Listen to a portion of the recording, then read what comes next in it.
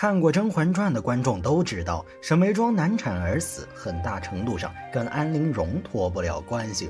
那么四大爷为何要匆匆杖毙安陵容的抱信宫女宝雀呢？真的是为沈眉庄出气吗？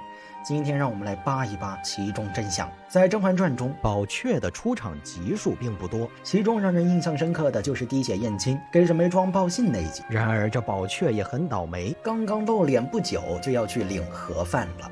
奴才乱了规矩，拖去安静地方乱棍打死就是。苏培盛，拖出去！看上去四大爷杖毙宝雀是为沈眉庄狠狠地出了一口气，然而事实真的是这样吗？我们都知道，虽然给沈眉庄报信的人是宝雀，但背后的始作俑者却是安陵容。宝雀是得了安陵容授意才会前去报信。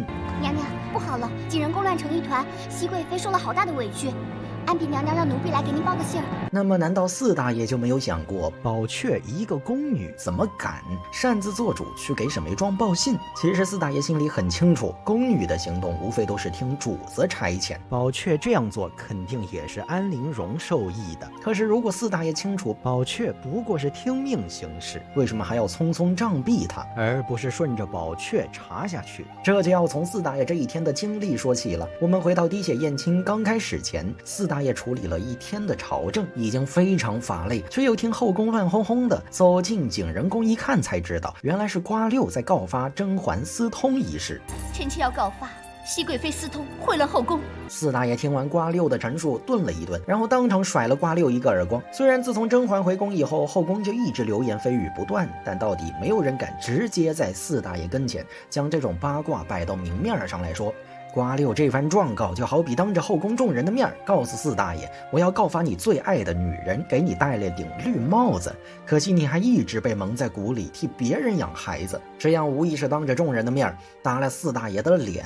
而且瓜六既然已经把这事儿摆到了明面上，如果四大爷要是不查清楚，怎么堵得住悠悠众口，怎么下得来台？但是要查的话，又显得是被瓜六逼得不得不查。要知道帝王是最讨厌被人胁迫的，两相综合，也难怪四大爷会生气。但生气归生气，气氛已经到这儿了，该查还是得查，于是就开始了各种取证听证，取血验血。然后令四大爷没有想到的是，血居然真的相融了。震怒和恼火充满了四大爷的内心，只听啪的一声，四大爷摔碎了手里的玉珠。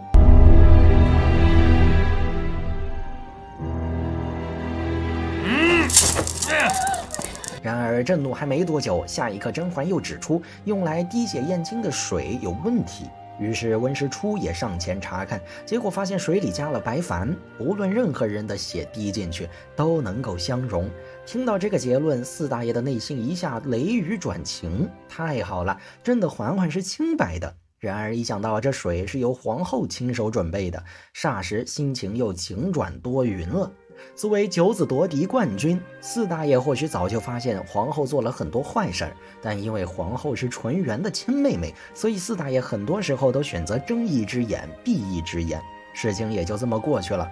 然而四大爷没有想到，自己的一再宽容换来的却是皇后的变本加厉，当着他的面儿都敢做手脚，实在是不把他这个皇上放在眼里。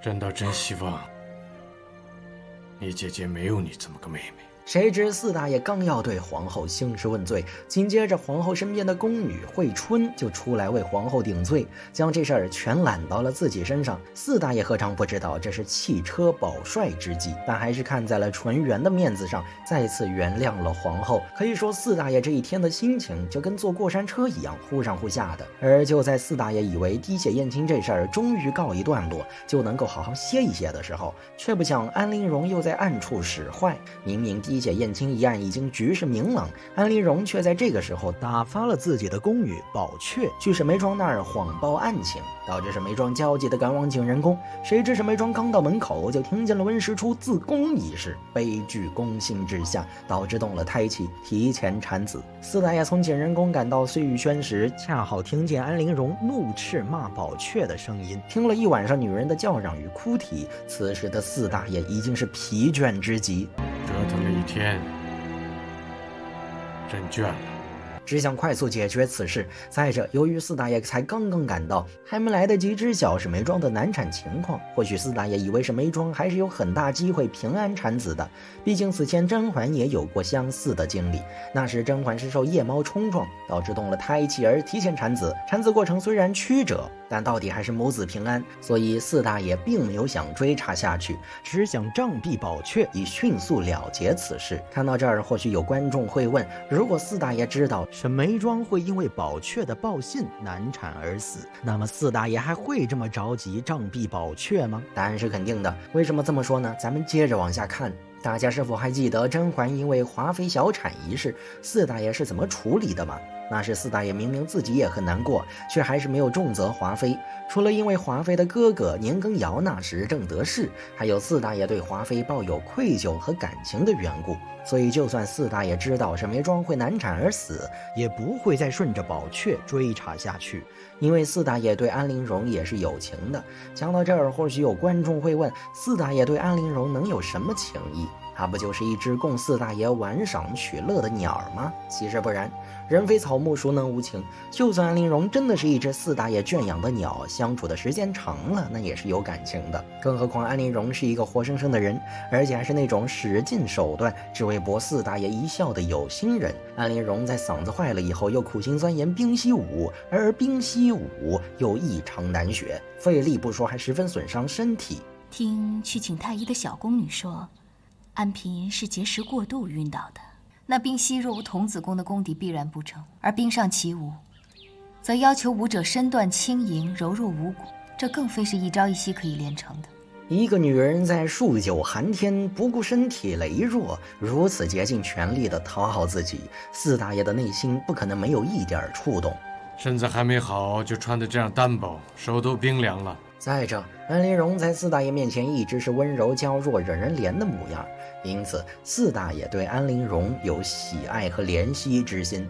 他不就是一味的装可怜吗？偏偏皇上又是这样喜欢的不得了。不只是皇上，换做天下男人，个个都喜欢的不得了。从甄嬛和浣碧的对话中，我们可以知道四大爷很吃安陵容这一套，也确实是喜欢安陵容的。所以眼下就算沈眉庄会难产而死，但是木已成舟，如果再为这种无可挽回的事儿牵连到自己正宠爱的安陵容身上，可谓是得不偿失。因此四大爷不想让这事儿牵扯到安陵容身上，也会杖毙了宝雀的。除此之外，安陵容到底没做出对沈眉庄有实质性伤害的事儿，也就没有再追查下去的必要。